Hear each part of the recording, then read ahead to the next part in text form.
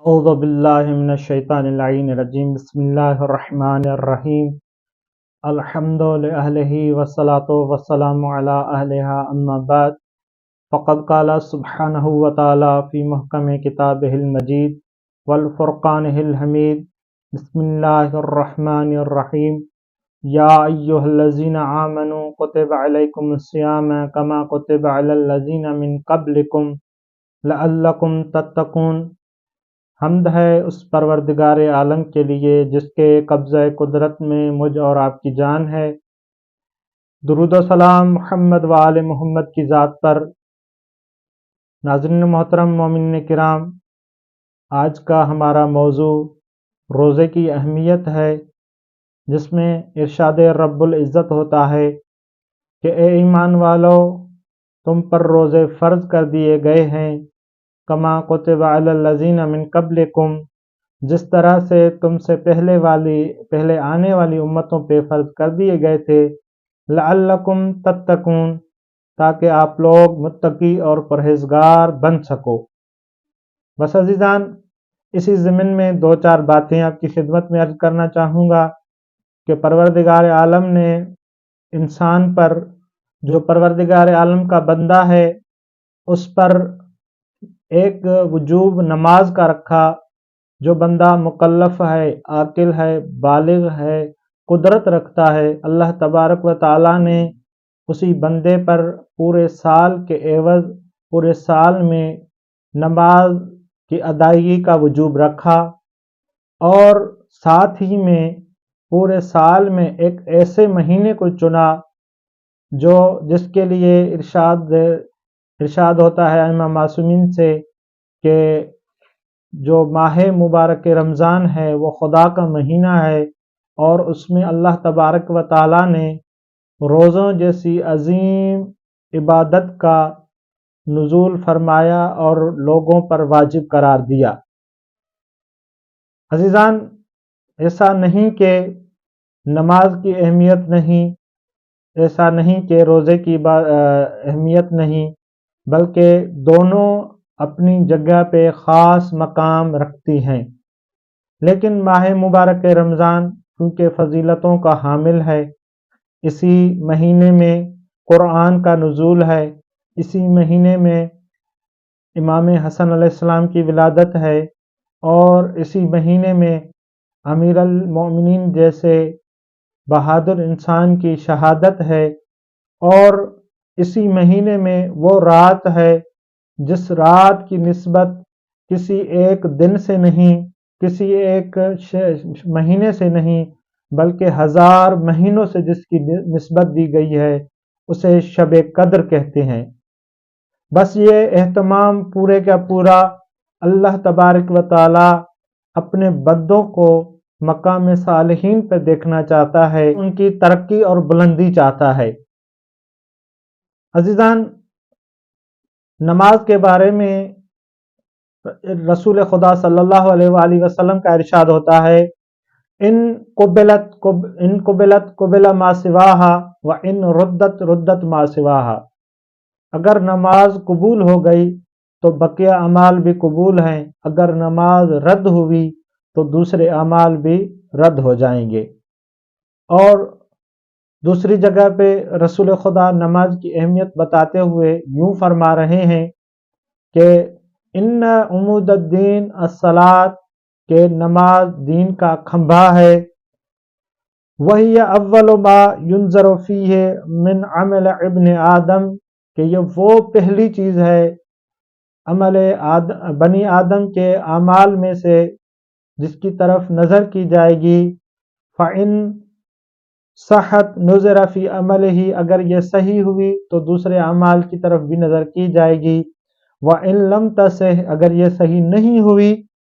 لم ينظر فی بقیت عملہ، تو دوسرے اعمال کی طرف نظر نہیں کی جائے گی، کیونکہ نماز بھی ایک اپنا خاص مقام رکھتی ہے وجوب کے تحت۔ اور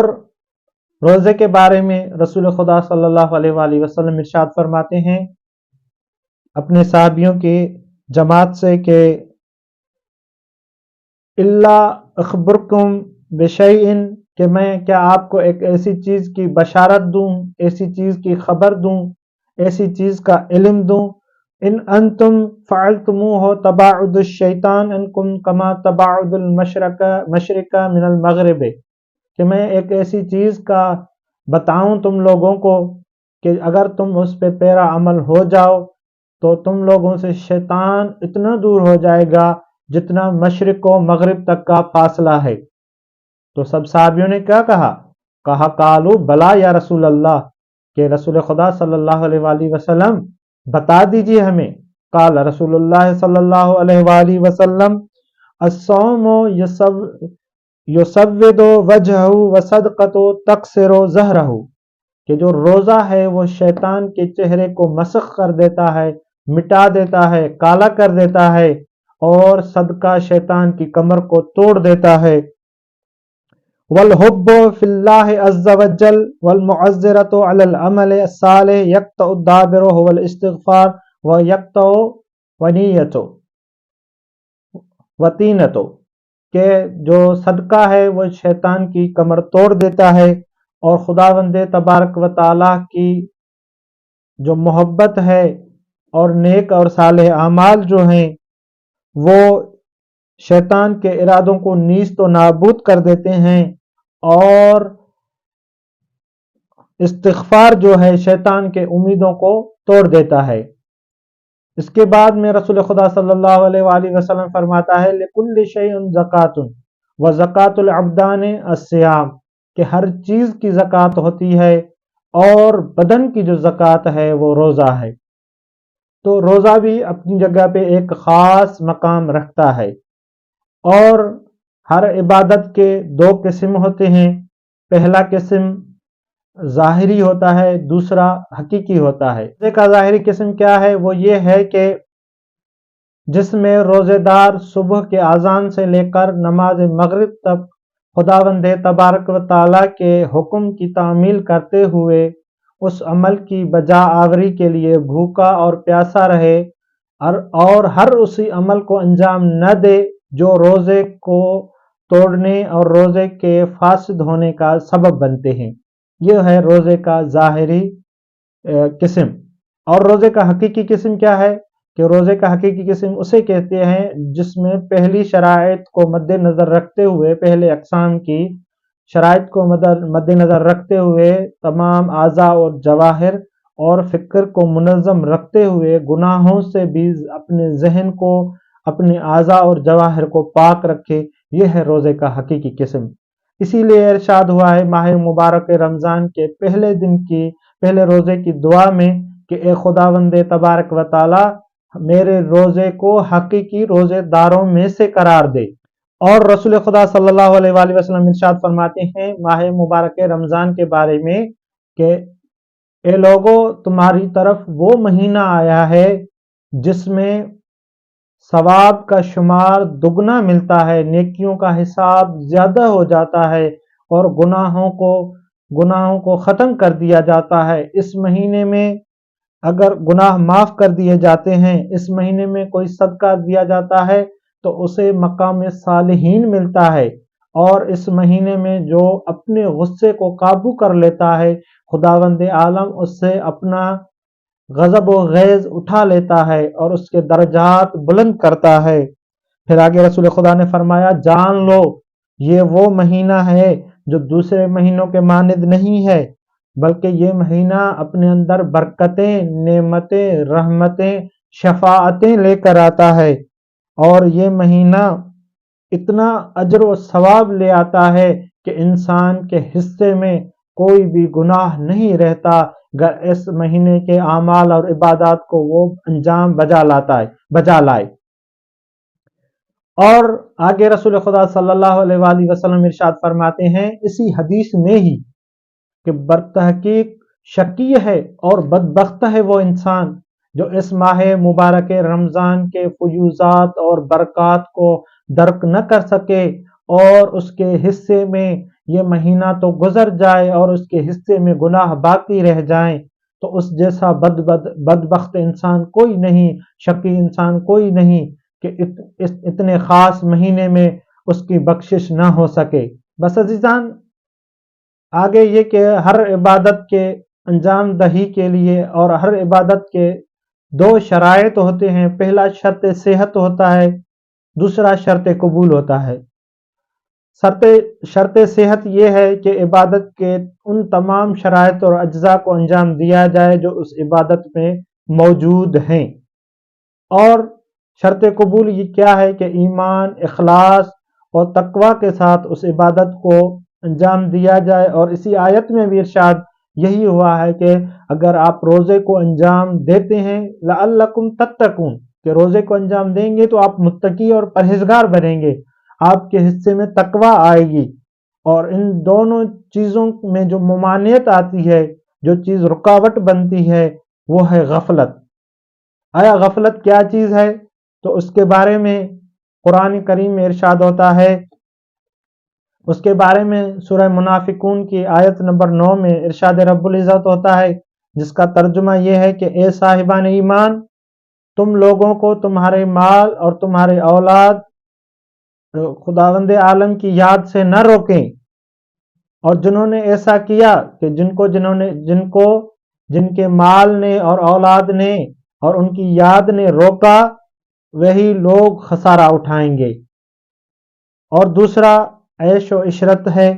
کہ یہ چیز رکاوٹ بنتی ہے. تیسرا دنیا کی طرف مائل ہونا بنتی ہے. چونکہ وقت کم ہے اسی وجہ سے مختصر کرتا چلوں. روایات میں آثار غفلت وہ یہ ہے کہ پہلے تو زندگی میں تنگی آنا اور قیامت میں اندھا بن کے اٹھنا، شیطان کی ہم نشینی. اور روایت میں جو آثار غفلت ذکر ہوئے ہیں، امیر المومنین علی بن ابی طالب علیہ السلام ارشاد فرماتے ہیں دوام الغفلت یعم البصیر، کہ ہمیشہ غفلت میں رہنا جو ہے، غفلت کی زیادتی انسان کی بصیرت کو اندھا کر دیتی ہے، کہ انسان غافل جتنا ہوتا ہے اتنا ہی اندھا ہوتا ہے. اور دوسری جگہ پہ امام امیر المومنین علی بن ابی طالب علیہ السلام اسی مورد میں ارشاد فرماتے ہیں کہ من غلبت علیہ الغفلہ، کہ جس پہ غفلت غالب ہو جائے، مات قلبہ، کہ اس کا دل مردہ ہو جاتا ہے، اس کا دل مر جاتا ہے. اور روایت میں غافل شخص کی علامات کیا ہیں؟ امام حسن عسکری علیہ السلام ارشاد فرماتے ہیں الغفلۃ ترکک المسجد وطاعتک المفسد، جو شخص انسان غفلت کرے گا تو اس سے مسجد میں جانا ترک ہو جائے گا، اور وہ مفسد شخص کی، فاسد انسان کی پیروی کرے گا، اس کی اطاعت کرے گا. ابھی آتے ہیں کہ ان مورد سے بچا کیسے جائے، اس غفلت سے بچا کیسے جائے. اس کے 4 یا 5 اہم مورد ہیں. پہلا مورد ہے صبر اور نماز کے ذریعے سے مدد مانگنا. جیسے ارشاد رب العزت ہوتا ہے وَاسْتَعِينُوا بِالصَّبْرِ وَالصَّلَاةِ وَإِنَّهَا لَكَبِيرَةٌ إِلَّا عَلَى الْخَاشِعِينَ، کہ